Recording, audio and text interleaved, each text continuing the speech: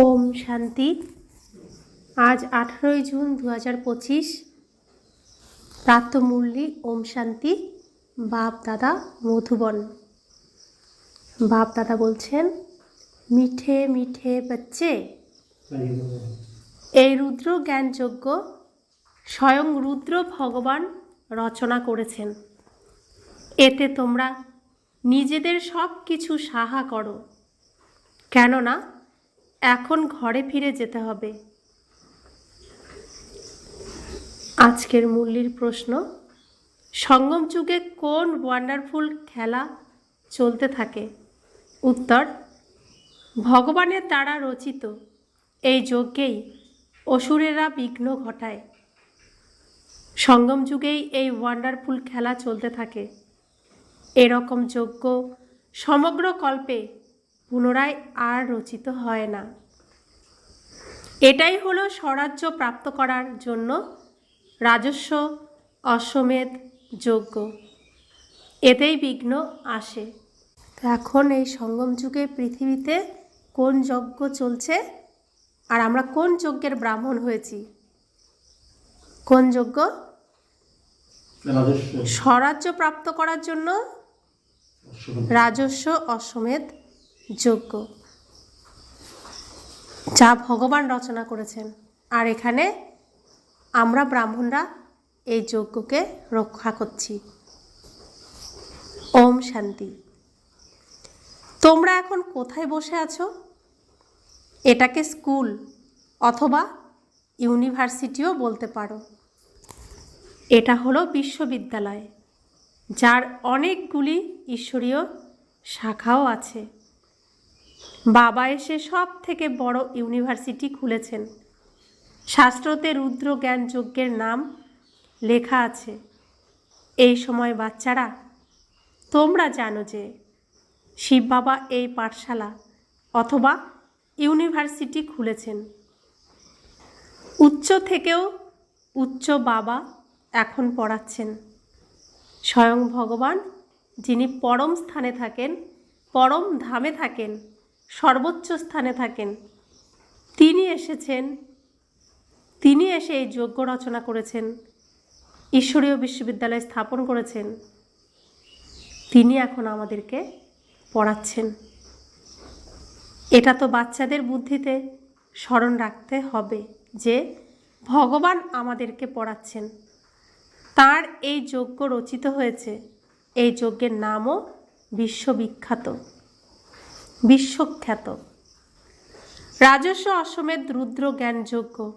রাজস্ব অর্থাৎ স্বরাজ্যের জন্য। অশ্বমেধ, এখানে যা কিছু দেখছো সেই সব কিছুকে তোমরা সাহা করছো। শরীরও সাহা হয়ে যায়, আত্মা তো সাহা হতে পারে না। সমস্ত শরীর সাহা হয়ে যাবে। এই যজ্ঞে এই পৃথিবীর একটা কণাও সব এই যজ্ঞে সাহা হবে। তখন সমস্ত আত্মারা বাড়ি ফিরে যায়। এটাই হলো সঙ্গম যুগ। সমস্ত আত্মারাই বাড়ি ফিরে যাবে, আর এই শরীর এখানেই শেষ হয়ে যাবে। এই সব কিছুই হলো ড্রামা। তোমরা এই ড্রামার নিয়মে চলছো।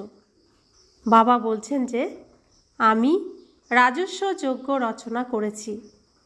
এটাও ড্রামার প্ল্যান অনুসারে রচিত হয়েছে। এরকম বলা যাবে না যে আমি যজ্ঞ রচনা করেছি। ড্রামার প্ল্যান অনুসারে বাচ্চারা, তোমাদেরকে পড়ানোর জন্য কল্পপূর্বের ন্যায় এই জ্ঞান যজ্ঞ রচিত হয়েছে। আমি রচনা করেছি, এটাও সঠিক নয়। ড্রামার প্ল্যান অনুসারে রচনা করা হয়েছে। তো এটাও এখন সঙ্গম যুগও এই সৃষ্টির নাটকের মধ্যে একটা অংশ, যেখানে স্বয়ং ভগবান এসে অভিনয় করেন। ড্রামার প্ল্যান অনুসারে ভগবানকে এখানে আসতে হয়। এই যজ্ঞ রচনার সিন,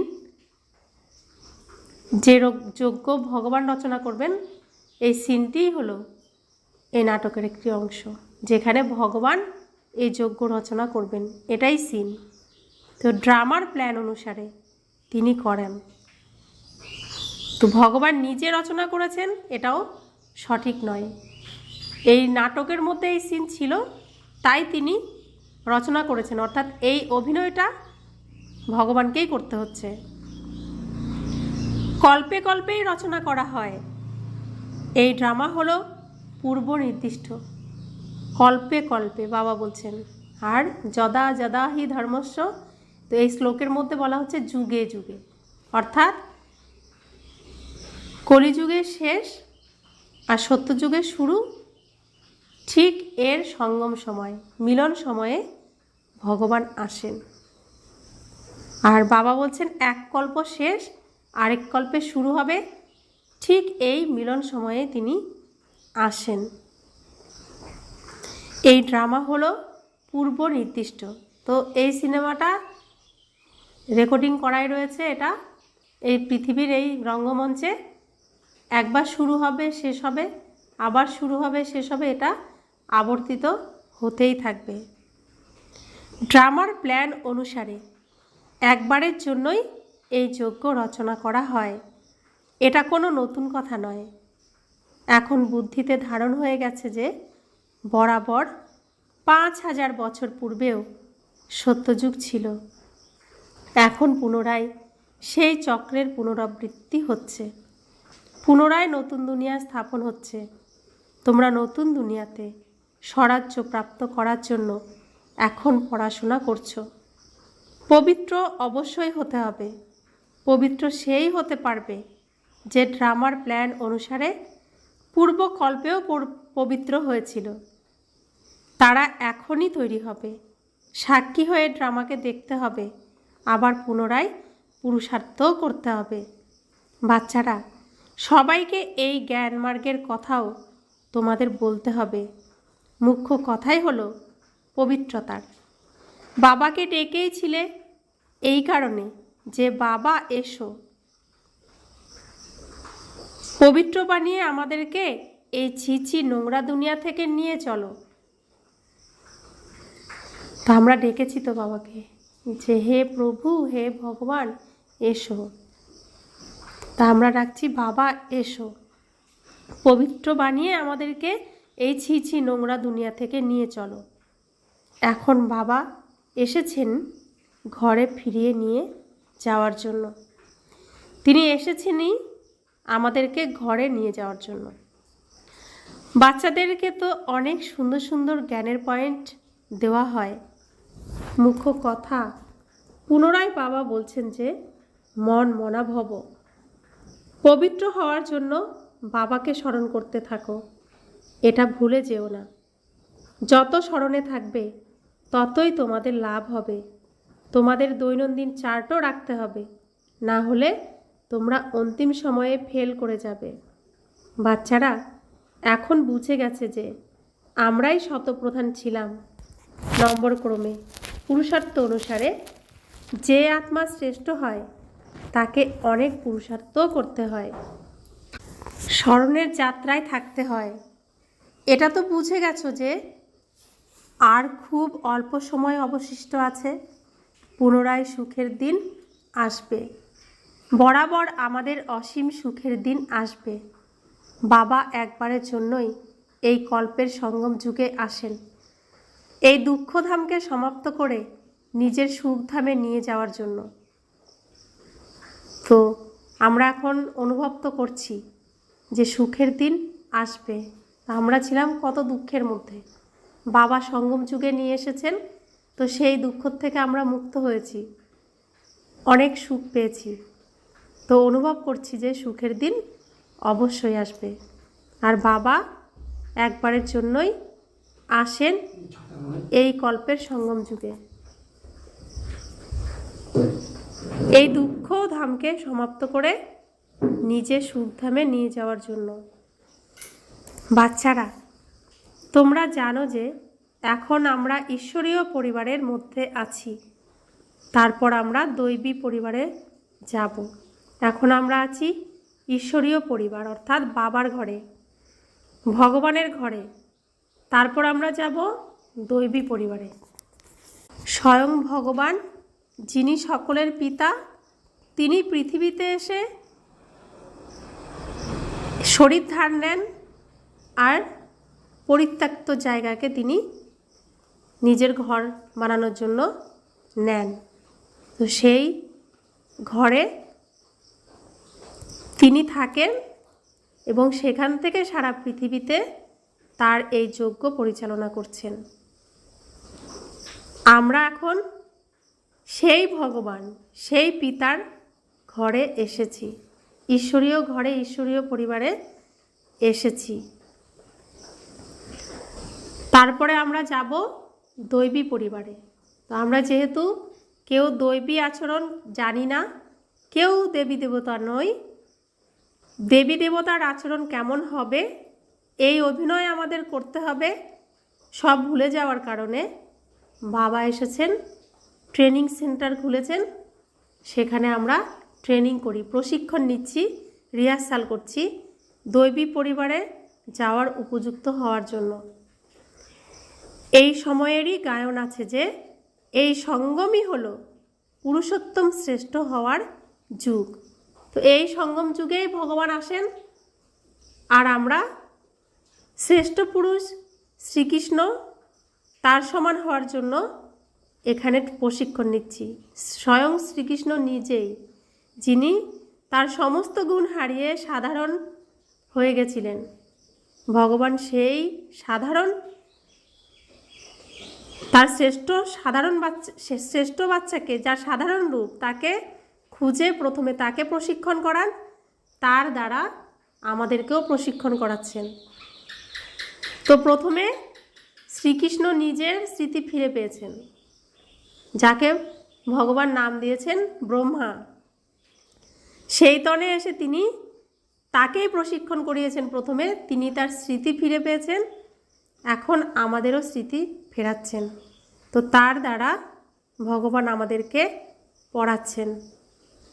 তো বাচ্চারা, তোমরা জানো যে আমাদেরকে এখন অসীম জগতের বাবা পড়াচ্ছেন। পরবর্তীকালে এই কথা সন্ন্যাসীরাও স্বীকার করবেন, সেই সময়ও আসবে। তো সেই সময় তো এসে গেছে, এ তো এগুলো রিভাইজ মূল্যই চলছে, তখনকার সময় বাবা বলে রেখেছেন। আর এখন সাধু সন্তরাও ব্রহ্মাকুমারীর এই জ্ঞানকে মেনে চলছেন। বাবা বলছেন সেই সময়ও আসবে, তাই না? তো সেই সময় তো এখন এসে গেছে। এখন সব সাধু সন্তদের নিয়ে সম্মেলন তো হচ্ছে প্রত্যেক বছর। এখন তোমাদের প্রভাব ততটা বিকশিত হয়নি, এখন রাজধানী স্থাপন হচ্ছে, হাতে সময় আছে। শেষের দিকে এই সন্ন্যাসী আদিরাও এসে এই জ্ঞান বুঝবে। সৃষ্টিচক্রের কিভাবে পুনরাবৃত্তি হচ্ছে এই জ্ঞান কারোর মধ্যেই নেই। এটাও বাচ্চারা জানে যে পবিত্রতার উপরেই অনেক বিঘ্ন আসে, অবলা নারীদের উপর অত্যাচার হয়। দ্রৌপদীও ডেকেছিল, তাই না? বাস্তবে তোমরাই হলে সব দ্রৌপদী, সীতা, পার্বতী। স্মরণে থাকার কারণে অবলা পতিতারাও বাবার থেকে অবিনাশী উত্তরাধিকার প্রাপ্ত করে। তারা স্মরণের যাত্রায় তো থাকতেই পারে, তাই না? তো ঘরে থেকেও তো স্মরণ করা সম্ভব বাবাকে। ভগবান এসে এই যজ্ঞ রচনা করেছেন। এই যজ্ঞে অনেক বিঘ্ন আসে, এখনো পর্যন্ত বিঘ্ন আসতেই থাকছে। যেমন কন্যাদেরকে জোর করে বিবাহ দিয়ে দেয়, আর যদি না মানে তাহলে তাদেরকে মারধর করে, ঘর থেকে বের করে দেয়। এই জন্য তারা আহ্বান করে আমাকে। কাকে আহ্বান করে? বাবাকে। বাবা বলছেন, ভগবান বলছেন যে এই জন্যই তারা আমাকে আহ্বান করে, হে পতিত পাবন এসো। তাই তার আসার অবশ্যই একটি রথ চাই। তো এত ডেকেছে, এত আকুলভাবে মন প্রাণ দিয়ে ডেকেছে, তো সেই ভগবানকে তো আসতে হবে। আসতে গেলে রথ চাই, তাই না? যার দ্বারা তিনি এসে তোমাদেরকে পবিত্র বানাবেন। গঙ্গার জলে স্নান করে কেউ পবিত্র হতে পারে না। গঙ্গার জলে স্নান তো সবাই আমরা করেছি, তো কারোর মনের দুঃখ কষ্ট কি দূর হয়েছে? জীবনের যে খারাপ পরিস্থিতিগুলো এত এত খারাপ পরিস্থিতি সব কি পরিষ্কার হয়েছে? তো গঙ্গার জলে স্নান করে তো পুণ্য হয়ে গেছে, আমরা তো পুণ্য আত্মা হয়ে গেছি, তাহলে খারাপ পরিস্থিতি তো আসা উচিতই ছিল না। কিন্তু যত রকমের ভক্তি যা কিছু করেছি, জীবনের দুঃখ দুর্দশা তো কোনোভাবেই দূর হয়নি। তো যদি আত্মাকে পরিষ্কার করা হয়, তাহলে এই দুঃখ দুর্দশাগুলো যে নোংরাগুলি আত্মাকে ঘিরে রেখেছিল, সেই নোংরাগুলোকে যদি পরিষ্কার করা হয়, তাহলে দুঃখ দুর্দশা পরিষ্কার হয়ে যায়। সেই জন্য বাবাকে আসতে হয়। বাবাই এসে তোমাদেরকে পবিত্র বানিয়ে পবিত্র দুনিয়ার মালিক তৈরি করেন। বাবা এসে আত্মাকে স্নান করান জ্ঞান গঙ্গার দ্বারা। তো এই দুঃখ কষ্ট অশান্তি এই যে নোংরা আত্মাকে ঘিরে রেখেছিল, সেগুলো বাবা এসে পরিষ্কার করে পবিত্র বানান, তারপর পবিত্র দুনিয়ায় নিয়ে চলে যান, পবিত্র দুনিয়ার মালিক করে দেন। তোমরা দেখছো যে এই প্রতি দুনিয়ার বিনাশ সামনে অপেক্ষা করছে। কেনই না আমরা এখন বাবার হয়ে যাই, সাহা হয়ে যাই। সবাই জিজ্ঞাসা করে সাহা কিভাবে হবে, পুরানো সব কিছু ট্রান্সফার কিভাবে করবে? বাবা বলছেন, বাচ্চারা তোমরা এই সাকার বাবাকে তো দেখছো, তাই না? ইনি নিজে করে তোমাদেরকে শেখাচ্ছেন। প্রথমে তিনি করেছেন, তিনি উপযুক্ত হয়েছেন। ভগবান এই পৃথিবীতে এসে প্রথমে তার শ্রেষ্ঠ সন্তানকে খুঁজেছেন, যার কোনো গুণ নেই, অন্ধকারে হারিয়ে গেছে। তো প্রথমে তাকে খুঁজে, তো তিনি হচ্ছেন দীপরাজ, প্রকাশ স্বরূপ। তিনি এসে প্রথম এই প্রদীপকে জ্বালিয়েছেন, জাগিয়েছেন, প্রজ্বলিত করেছেন। তো সেই প্রদীপের সমস্ত নোংরা পরিষ্কার করে যখন সম্পূর্ণভাবে প্রজ্বলিত করেছেন, তারপর সেই প্রদীপ থেকে আমরা আত্মাদের প্রদীপও তিনি প্রজ্বলিত করছেন বা করাচ্ছেন। তো তিনি প্রথমে শিখেছেন, তার দ্বারা তারপর আমাদেরকে শেখাচ্ছেন। যেরকম কর্ম আমরা করব, আমাদেরকে দেখে অন্যরা করবে। শিব বাবা এনার দ্বারা কর্ম করাচ্ছেন, তাই না? নিজের সব কিছু এই যজ্ঞতে সাহা করে দিচ্ছেন। তো ব্রহ্মা বাবা নিজের সব কিছু এই যজ্ঞতে সাহা করে দিয়েছেন। সাহা হওয়ার জন্য কোনো কষ্ট করতে হয় না। ইনি না অনেক ধনী ছিলেন, আর না গরিব ছিলেন, সাধারণ ছিলেন।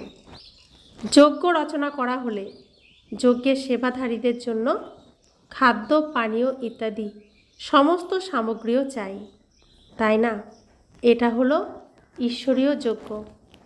ঈশ্বর এসে এই জ্ঞান যজ্ঞে স্থাপনা করেছেন, তোমাদেরকে পড়াচ্ছেন। এই যজ্ঞের মহিমাও অনেক প্রশংসনীয়। ঈশ্বরীয় যজ্ঞের দ্বারাই তোমাদের শরীর নির্বাহ হয়। যে নিজেকে সমর্পিত মনে করে, বলে আমি হলাম নিমিত্ত, এই সব কিছু হলো ঈশ্বরের, আমি শিব বাবার যজ্ঞ থেকে ভোজন করছি, এটাই হলো বোঝার বিষয়, তাই না? এখানে তো এমন নয় যে সবাইকে এসে বসে যেতে হবে। এনাকে ব্রহ্মা বাবাকে উদাহরণ হিসেবে তো দেখেছ কিভাবে সব কিছুকে সাহা করেছেন।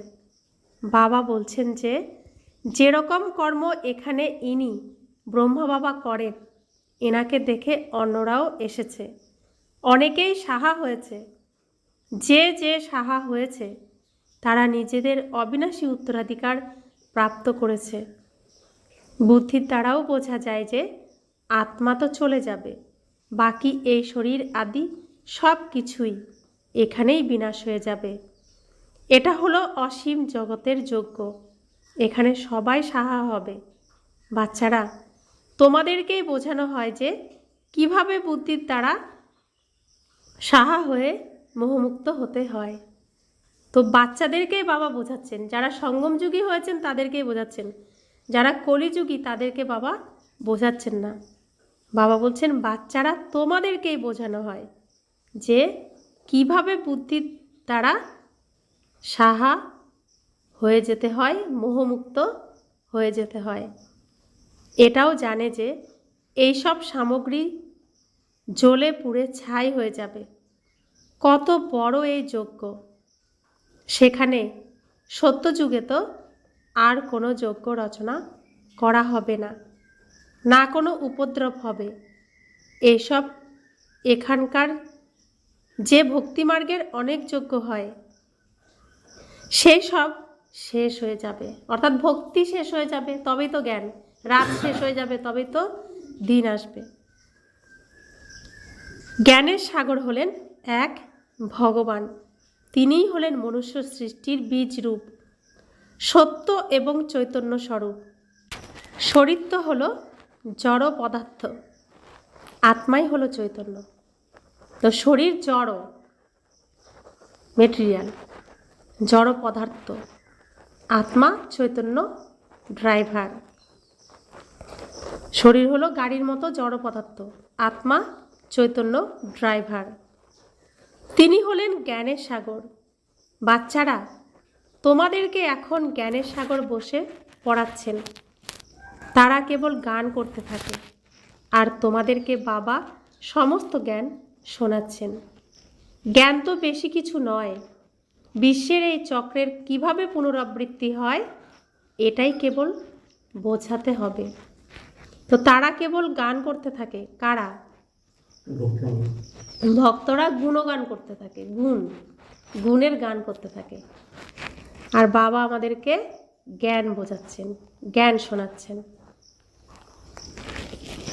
এখানে বাবা স্বয়ং তোমাদের পড়াচ্ছেন, আমাদেরকে পড়াচ্ছেন। শুধু সঙ্গমযুগী যারা যারা তাকে পিতা মেনেছেন শুধু তাদেরকেই পড়াচ্ছেন। তাই বলছেন এখানে বাবা স্বয়ং তোমাদেরকে পড়াচ্ছেন। তিনি বলেনি যে আমি সাধারণ শরীরে প্রবেশ করি, ভাগীরথ বিশেষভাবে খ্যাত। অবশ্যই মানুষই হবেন যার মধ্যে স্বয়ং বাবা এসেছেন। তার তো একটাই নাম চলে আসছে, শিব, আর অন্য সকলের নাম পরিবর্তন হতে থাকে। এনার বাবার নাম, শিব বাবার নাম পরিবর্তন হয়নি। কেন পরিবর্তন হয়নি? কারণ তার একটাই রূপ, তিনি সবসময় আত্মা রূপেই থাকেন, তিনি সবসময় পবিত্রই থাকেন, তার কোনো দেহ নেই, তাই দেহের কোনো ধর্ম তার মধ্যে নেই, তাই তিনি সদা পবিত্র, সদা সত্য, একই রকমই থাকেন। তার নামেরও তাই পরিবর্তন হয় না, তিনি সদা শিবই থাকেন। তবে ভক্তিতে অনেক নাম রেখে দিয়েছে। এখানে তো হলেনই শিব বাবা, এখানে এক শিব বাবা। আর ভক্তিমার্গে শিব বাবার কত নাম, অমরনাথ, বিশ্বনাথ, কেদারনাথ, পশুপতিনাথ, ভোলানাথ, কত বৈদ্যনাথ, অনেক নাম রেখে দিয়েছে। আর এখানে শুধু শিব বাবা। আমার তো এক শিব বাবা, দ্বিতীয় কেউ নেই। তো আমাদের সবসময় বাবা শিব বাবাই থাকেন। শিব বাবাকেই কল্যাণকারী বলা হয়ে থাকে। ভগবানই এসে নতুন দুনিয়া স্বর্গ স্থাপন করেন, তাই তিনি হলেন কল্যাণকারী। তোমরা এখন জেনে গেছো যে ভারতেই স্বর্গ ছিল, এখন নরক হয়ে গেছে, পুনরায় স্বর্গ অবশ্যই হবে। এই যুগকেই বলা হয় পুরুষোত্তম সঙ্গম যুগ, যখন বাবা নৌকার মাঝি হয়ে তোমাদেরকে এই পার থেকে ওই পারে নিয়ে যান। আমরা এখন কোথায় আছি? বিষয় বৈতরণীর মধ্যে শিব বাবা মাঝি আর ব্রহ্মা বাবা হচ্ছেন হিসেব মতো নৌকা, আর আমরা সেই কোলে এসে বসে রয়েছি। তা আমাদেরকে রোজ গান গেয়ে গেয়ে ওই পারে নিয়ে যাচ্ছেন। অনুভবও করছি যে আমরা কতটা ওই অন্ধকারকে ছেড়ে আলোর দিকে এসেছি। অন্ধকারে তো শুধু ধাক্কা খাচ্ছিলাম, পড়ে যাচ্ছিলাম, কষ্ট পাচ্ছিলাম, আর প্রত্যেকে আরও অন্ধকারের দিকে ঠেলে দিচ্ছিল। আলোর পথ খুঁজছিলাম, মুক্তির পথ খুঁজছিলাম। তো ভগবান কৃপা করেছেন, দয়া করেছেন, সেই অন্ধকার থেকে আলোর পথে নিয়ে এসেছেন। দুঃখের সাগরের থেকে, দুঃখ কষ্টের সেই সাগরের থেকে এখন আমরা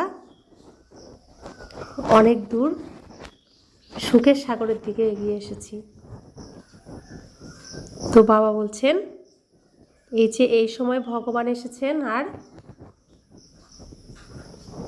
শ্রীকৃষ্ণের স্মৃতি ফিরিয়ে দিয়েছেন। তো দুজনের শক্তি একসাথে আমাদেরকে পুরুষোত্তম বানাচ্ছেন। তো বাবা বলছেন যে এটাই হলো পুরানো দুঃখের দুনিয়া, পুনরায় অবশ্যই নতুন দুনিয়া হবে। ড্রামা অনুসার যার জন্য তোমরা এখন পুরুষার্থ করছো, বাবার স্মরণই বারে বারে ভুলে যাও, এর মধ্যেই পরিশ্রম আছে। বাকি তোমাদের দ্বারা যা কিছু বিকর্ম হয়েছে তার শাস্তি স্বরূপ কর্মভোগ রূপে তোমাদেরকে ভুগতেই হবে। কর্মভোগ অন্ত পর্যন্ত ভুগতেই হবে, সেখানে ক্ষমা হবে না। এরকম নয় যে বাবা ক্ষমা করো, তো কোনো ভুল করলাম, ভুল তো করা হয়েই গেছে, তো ভুল করা হয়ে গেলে বাবা ক্ষমা করো, যেটা করা হয়ে গেছে বাবা সেটা ঠিক করবেন কিভাবে? আমরা যদি কোনো কলের নল খুলে দিই তো সেই জায়গাটা তো ভিজে যাবে, তাই না? তারপরে যদি গিয়ে বলি বাবা ক্ষমা করে দাও, বাবা কি সেই জায়গাটাকে শুকাতে পারবে? সে তো ভিজে গেছেই, তো সেই ভেজা ভাবটা আমাকেই সহ্য করতে হবে। তো বাবা বলছেন সেটা তো সম্ভব না, সেটা তো তোমাকেই বহন করতে হবে। বাবা বলছেন ক্ষমা ইত্যাদি কিছুই হবে না, ড্রামা অনুসারে সব কিছু হতে থাকবে, এখানে ক্ষমা আদির কোনো কথাই নেই। হিসেব নিকেশ সমাপ্ত করতেই হবে। তা আমরা যে কর্ম করব তার ফল আমাদেরকেই ভুগতে হবে। তো যে যেই কর্মই করবে তাকে তার ফল ভুগতে হবে। বাবা কি করতে পারেন? ওই যে আমি জল ফেলে জায়গা ভিজিয়ে দিয়েছি, তিনি সেখানে হয়তো একটু হাওয়া দিয়ে তাড়াতাড়ি করে শুকিয়ে দিতে পারেন, বা আগুন জ্বালিয়ে সেখানে জায়গাটাকে একটু শুকিয়ে দিতে পারেন, কিন্তু ভিজা ভাবটা তো আমাকেই সহ্য করতে হবে। তিনি অল্প করে দিতে পারেন, কিন্তু ভোগ তো তাকেই করতে হবে। তো বাবা বলছেন তমপ্রধান থেকে শতপ্রধান হতেই হবে, তার জন্যই এই শ্রীমত প্রাপ্ত হচ্ছে। শ্রী শ্রী শিব বাবার শ্রীমতের দ্বারা তোমরা শ্রী তৈরি হচ্ছ। শ্রী অর্থাৎ সুন্দর। উচ্চ থেকেও উচ্চ বাবা তোমাদেরকে উচ্চ বানাচ্ছেন, তোমরা এখন তৈরি হচ্ছ। এখনই তোমাদের স্মরণে এসেছে যে বাবা কল্পে কল্পে এসে আমাদেরকে পড়ান, অর্ধেক কল্প ধরে তার প্রারব্ধ প্রাপ্ত হয়। সৃষ্টি চক্রের কিভাবে পুনরাবৃত্তি হয় এই জ্ঞানের দরকার থাকে না। তো বাবা আমাদেরকে পড়াচ্ছেন, পড়িয়ে আমাদেরকে স্মৃতি ফিরিয়ে দিচ্ছেন। স্মৃতি প্রাপ্ত হয়ে গেলে, স্মরণে এসে গেলে তখন আর এই পড়াশোনার দরকার পড়বে না। তাই বাবা বলছেন এই পড়াশোনার ফল অর্ধেক কল্প তোমাদের প্রাপ্ত হয়, অর্ধেক কল্প ধরে তার প্রারব্ধ প্রাপ্ত হয়। সৃষ্টি চক্রের কিভাবে পুনরাবৃত্তি হয় এই জ্ঞানের দরকার সেখানে থাকে না।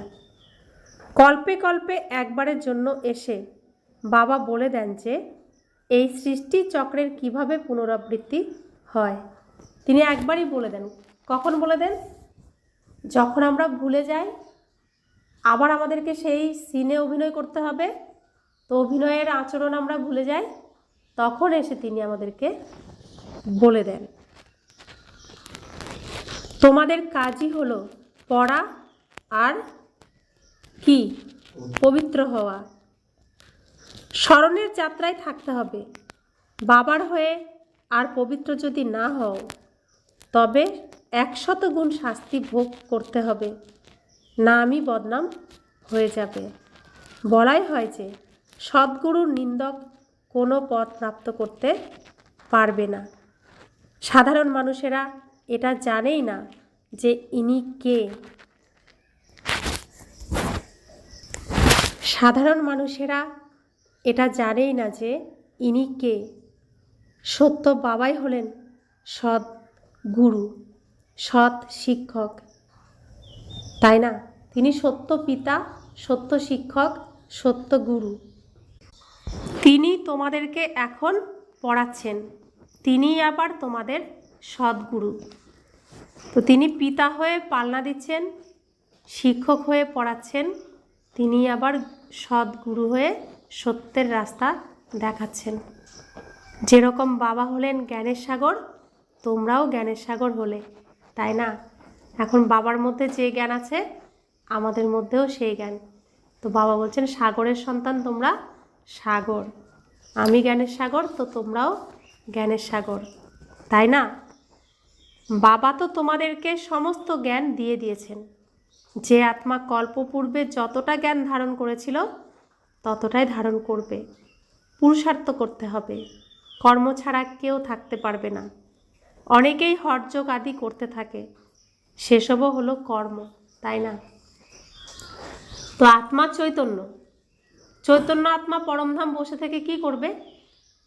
এত যে শক্তি তাদের তো প্রদর্শন করাতে হবে। সেই জন্য এই পৃথিবী স্টেজ আত্মা শক্তি প্রদর্শনের জন্য। তো চৈতন্য আত্মা ঘরে কতক্ষণ চুপচাপ বসে থাকবে? আত্মা কর্ম ছাড়া থাকতে পারে না, সেই জন্য এই পৃথিবীতে এসে কর্ম করে। তো বাবা বলছেন যে অনেকেই হঠযোগ আদি করতে থাকে, সেসবও হলো কর্ম, সেটাও হলো এক ধরনের ব্যবসা, জীবিকা পালনের জন্য। নাম হয়, অনেক টাকাও প্রাপ্ত হয়। তারা আবার জলের উপর দিয়ে আগুনের উপর দিয়ে হেঁটে যেতেও পারে, কেবলমাত্র উড়তে পারে না। ওড়ার জন্য তো পেট্রোল আদি চাই, তাই না? কিন্তু এর দ্বারা তো কিছু লাভ হয় না, পবিত্র হতে পারে না, এর দ্বারা তো পবিত্র হতে পারে না। বাবা বলছেন পবিত্র তো হতে পারে না। বিজ্ঞানীদের মধ্যেও প্রতিযোগিতা হয়, তাদের হলো বিজ্ঞানের প্রতিযোগিতা, আর তোমাদের হলো সাইলেন্সের প্রতিযোগিতা। সবাই শান্তি প্রার্থনা করে। বাবা বলেন যে শান্তি হলো তোমাদের স্বধর্ম। নিজেকে আত্মা মনে করো, নিজেদের ঘরে ফিরে যেতে হবে শান্তিধামে। এটা হলো দুঃখধাম। আমরা শান্তিধাম থেকে পুনরায় সুখধামে আসব। এই দুঃখধামের এখন বিনাশ হয়ে যাবে। এটাই খুব ভালোভাবে ধারণ করে অন্যদেরকেও ধারণ করাতে হবে। আর অল্প কয়েকদিন অবশিষ্ট আছে। লৌকিকে তো তারা পড়াশোনা করে পুনরায় শরীর নির্বাহ করার জন্য অনেক পরিশ্রম করে। তো লৌকিকে পড়াশোনা করতেও পরিশ্রম, তারপরে পড়াশোনার পরে যে পদ প্রাপ্ত হয় সেখানে আরও বেশি পরিশ্রম। ভাগ্যবান বাচ্চারাই শীঘ্র নির্ণয় করতে পারে যে আমাকে কোন পড়া পড়তে হবে। তো লৌকিকের পড়া পড়তেও কষ্ট, আবার পড়ার পরে যে পদ পায় সেখানেও কষ্ট। আর এখানে ঈশ্বরীয় পড়াশোনা করলে কতটা কষ্ট, আর এই পড়াশোনার পরের যে প্রাপ্তি সেখানে কি কোনো কষ্ট আছে? তো বুদ্ধিমান বাচ্চারা তাড়াতাড়ি নির্ণয় করতে পারে যে কোন পড়া আমাকে পড়তে হবে। তো তারা কি করছে? জীবনকে এখানেই সমর্পণ করে দিচ্ছে উপার্জনের জন্য। ওই লৌকিক পড়াশোনা থেকে কি প্রাপ্ত হয়? আর এই অলৌকিক পড়াশোনা থেকে 21 জন্মের প্রারব্ধ তৈরি হয়। তাই এই চিন্তা করতে হবে যে আমাকে কোন পড়াশোনা করতে হবে। যে আত্মার অসীম জগতের বাবার থেকে অবিনাশী উত্তরাধিকার প্রাপ্ত করার ইচ্ছা থাকবে, সে এই অসীম জগতের পড়াশোনা করতে শুরু করে দেবে।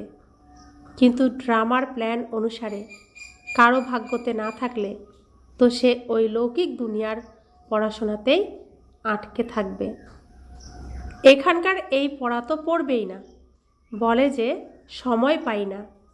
বাবা জিজ্ঞাসা করেন কোন জ্ঞান সব থেকে ভালো? ওখান থেকে কি প্রাপ্ত হবে আর এখান থেকে কি প্রাপ্ত হবে?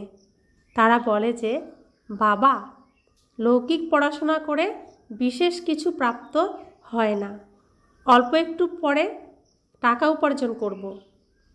এখানে তো ভগবান পড়াচ্ছেন, তোমাদেরকে পড়াশোনা করে তো রাজপদ প্রাপ্ত করতে হবে, তাই বিশেষ মনোযোগ কোন বিষয়ের উপর দিতে হবে? কেউ কেউ তো বলে বাবা, সেখানকার কোর্স সম্পন্ন করে তারপর আসব। বাবা বুঝে যান যে এর ভাগ্যে নেই, ভবিষ্যতে কি হতে চলেছে সেটা আর কিছুদিন পরেই দেখতে পাবে। তারা বোঝে যে শরীরের উপর কোনো ভরসা নেই, তাই অবিনাশী উপার্জন করতে লেগে যেতে হবে। যার ভাগ্যে আছে সেই নিজের ভাগ্য তৈরি করবে, সম্পূর্ণ মনোযোগ সহকারে পড়বে। আমি তো বাবার থেকে অবিনাশী উত্তরাধিকার প্রাপ্ত করেই ছাড়ব। অসীম জগতের বাবা আমাদেরকে রাজত্ব দিতে এসেছেন, তাই কেনই না এই এক অন্তিম জন্মে আমরা পবিত্র হব না? এত অনেক বাচ্চারা পবিত্র থাকে, তারা মিথ্যা বলে কি? সবাই পুরুষার্থ করছে, পড়াশোনা করছে, তবুও বিশ্বাস করে না। এত এত বাচ্চারা সামনে পবিত্র রয়েছে, পুরুষার্থ করছে, সব কিছু দেখেও তবুও বিশ্বাস করে না। অসীম জগতের বাবা আসেনি তখন যখন পুরানো দুনিয়াকে নতুন বানানোর সময় হয়। পুরানো দুনিয়ার বিনাশ তো সামনে দাঁড়িয়ে আছে, এটা একদম পরিষ্কার। সময়ও একদম সঠিকভাবে এগোচ্ছে। এখন অনেক ধর্মও আছে, সত্যযুগে হলোই এক ধর্ম, এটাও তোমাদের বুদ্ধিতে আছে। তোমাদের মধ্যেও অনেকেই আছে যারা নিশ্চয়কে পাকাপাকিভাবে ধারণ করেছে। আরে নিশ্চয় করার জন্য সময় লাগে কি? শরীরের উপরে কোনো ভরসা নেই, তাই অল্প একটুও এই সুযোগ হাতছাড়া করা উচিত নয়। কারোর ভাগ্যে না থাকলে তো তাদের বুদ্ধিতে কিছুই ধারণা হবে না। ভাগ্যে না থাকলে বুঝবে না, ভাগ্যে থাকলেই বুঝে যাবে। अच्छा, मीठे मीठे सिखिलदे बच्चों प्रति माता पिता बाप दादा का याद प्यार और गुड मॉर्निंग। रूहानी बाप की रूहानी बच्चों को नमस्ते। हम रूहानी बच्चों की रूहानी माता पिता बाप दादा को याद प्यार, गुड मॉर्निंग और नमस्ते नमस्ते नमस्ते। शुक्रिया बाबा, शुक्रिया बाबा, शुक्रिया। धारणार जन्य मुख्य सार, সততার সাথে উপার্জন করে 21 জন্মের জন্য নিজের ভাগ্য বানাতে হবে। শরীরের উপর কোনো ভরসা নেই, এই জন্য এই সুযোগ বিন্দুমাত্র হাতছাড়া করো না। দ্বিতীয় ধারণা, মোহমুক্ত হয়ে নিজের সব কিছু এই রুদ্রযজ্ঞে সাহা করতে হবে। নিজেকে বাবার কাছে অর্পণ করে নিমিত্ত হয়ে সব কিছু দেখাশোনা করতে হবে। সাকার বাবাকে ফলো করতে হবে। বরদান, ঈশ্বরীয় নেশায় থেকে পুরানো দুনিয়াকে ভুলে গিয়ে সর্বপ্রাপ্তি সম্পন্ন ভব। যেরকম ওই নেশা সব কিছু ভুলিয়ে দেয়, এরকম এই ঈশ্বরীয় নেশা দুঃখের দুনিয়াকে সহজেই ভুলিয়ে দেয়। ওই নেশা অনেক ক্ষতিকারক, অধিক পান করার কারণে জীবন শেষ হয়ে যায়, কিন্তু এই নেশা অবিনাশী বানিয়ে দেয়। যারা সদা ঈশ্বরীয় নেশাতে মত্ত থাকে তারা সর্বপ্রাপ্তি সম্পন্ন হয়ে যায়। তাহলে কোন নেশা ক্ষতিকারক? কোন নেশা ক্ষতিকারক? এই কলিযুগীয় ভোগের নেশা। এখনও আমার ছেলে মেয়ের এই করতে হবে, বা আমাকে পড়াশোনা করতে হবে, বা এটা করতে হবে, এটা হচ্ছে ভোগের নেশা। ওই নেশা কি ক্ষতিকারক। তো অধিক পান করার কারণে কি হয়? জীবন একদম শেষ হয়ে যায়। আর এই নেশা, এই ঈশ্বরীয় নেশা সব সুখ শান্তিকে অবিনাশী বানিয়ে দেয়। তো যারা সদা ঈশ্বরীয় নেশাতে মত্ত থাকে তারা সর্বপ্রাপ্তি সম্পন্ন হয়ে যায়। এক বাবা, দ্বিতীয় কেউ নেই, এই স্মৃতিই নেশা চড়িয়ে দেয়। এই স্মৃতির দ্বারা সমর্থি এসে যায়, অর্থাৎ শক্তি এসে যায়। স্লোগান: একে অপরকে কপি করার পরিবর্তে বাবাকে কপি করো। অব্যক্ত ইশারা: আত্মিক স্থিতিতে থাকার অভ্যাস করো, অন্তর্মুখী হও। যারা অন্তর্মুখী থাকে তারাই প্রত্যেক জ্ঞানরত্নের গভীরে যেতে পারে। জ্ঞানের প্রত্যেক পয়েন্টের রহস্য কী আর কোন সময় কোন বিধির দ্বারা তাকে কার্যে বা সেবাতে লাগাতে হবে, এইভাবে তার উপর মনন চিন্তন করে সেই রহস্যের রসে চলে যাও, তাহলে নেশার অনুভূতি করতে পারবে। তো অন্তর্মুখী যারা তারাই প্রত্যেক জ্ঞানের রত্নের গভীরে যেতে পারবে, একদম নিচে যেতে পারবে, একদম খাঁটি রত্নগুলোকে তুলে আনতে পারবে। আর তারাই হবে কি? বিজয়ী, তাই তো? তো সেই নিচে যেতে পারে, অর্থাৎ তার কাছে তো মায়া পৌঁছাতে পারবে না, তো সেই তো রত্নগুলোকে নিয়ে উঠবে, তো সেই তো বিজয়ী হয়ে যাবে। আর যারা উপরে উপরে থাকবে তাদের নানান প্রভাবের মধ্যে প্রভাবিত হতে হবে, তাই না? তো আমাদেরকে বাবা বারবার বলছেন সাইলেন্সে যাও, বাবার প্রত্যেকটি মুরলির কোনো পয়েন্ট নিয়ে তার গভীরে যাও, সারাদিন মনন চিন্তন করো, তবেই যথার্থ রসে ডুবে থাকতে পারবে, তো মায়ার প্রভাবে পড়বে না। ওম শান্তি।